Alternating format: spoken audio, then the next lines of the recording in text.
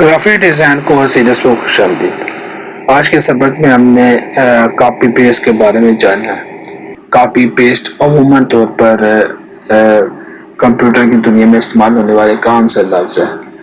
جو کہ M S word, graphic design کے سافٹ ویئر وغیرہ میں استعمال ہوتا ہے۔ اسی طرح ہم ٹیکسٹ کو کاپی بھی کرتے ہیں اور وہاں پر بھی استعمال ہو رہا ہوتا ہے۔ تو یہاں پر جو کاپی پیسٹ ہے اس کے لیے ہم اگر لیئر پر جا کے کسی بھی ڈیزائن کو کاپی کرنا چاہیں تو ہم کیا کریں گے، اس کو سلیکشن ٹول ایم کی مدد سے اس حصے کو جس کو ہم نے کاپی کرنا ہے منتخب کریں گے تو اب یہاں پر دو ہمارے پاس آپشن موجود ہے۔ یہاں پر یا تو ایڈٹ میں جا کر کاپی، جس کی شارٹ کٹ کی کنٹرول سی یا کنٹرول سی کی مدد سے کاپی کریں گے۔ تو کاپی کے بعد آپ دیکھیں کہ یہاں پر ابھی بھی اس کے ارد گرد میں وہ سلیکشن ٹول کی ڈیش لائن موجود ہے، لیکن جیسے ہی میں ایڈٹ میں جا کر اب اس کو پیسٹ کرتا ہوں تو جس کی شارٹ کٹ کی کنٹرول بھی ہے، تو پیسٹ کرنے کے بعد ہمارے پاس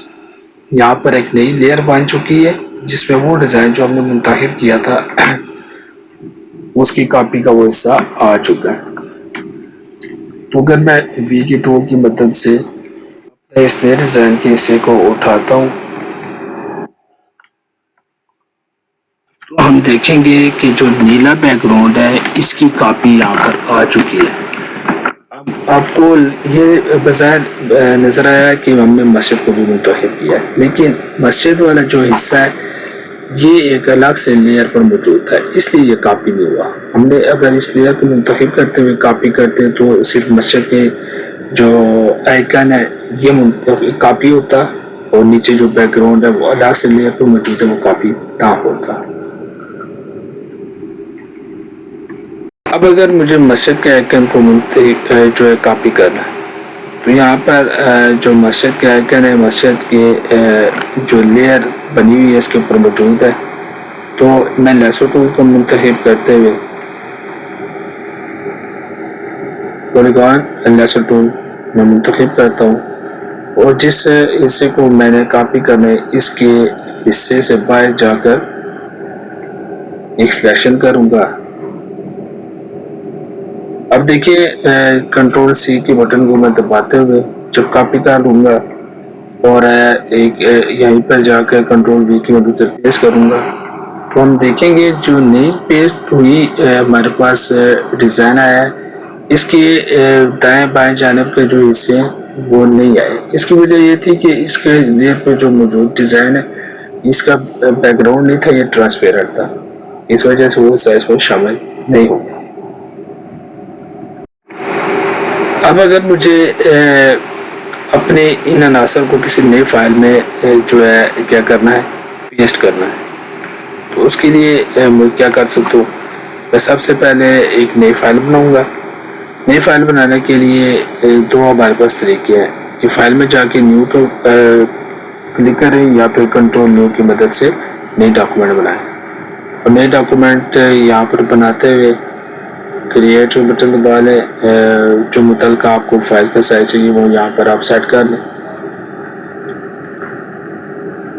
اور یہاں پر جو ہے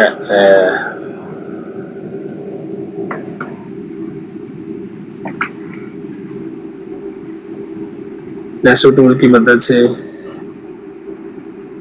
متعلقہ ڈیزائن کو ہم کاپی کریں گے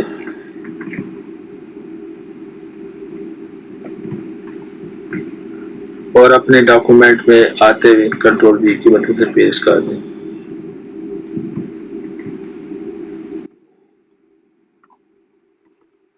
تو یہ تو ایک لیئر کے جو ڈیزائن کو اس نے پیسٹ کر دیا۔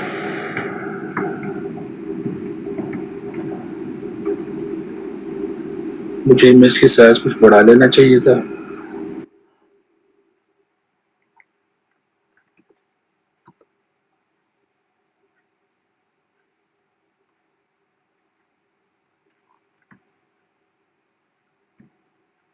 اگر میں چاہوں کہ میری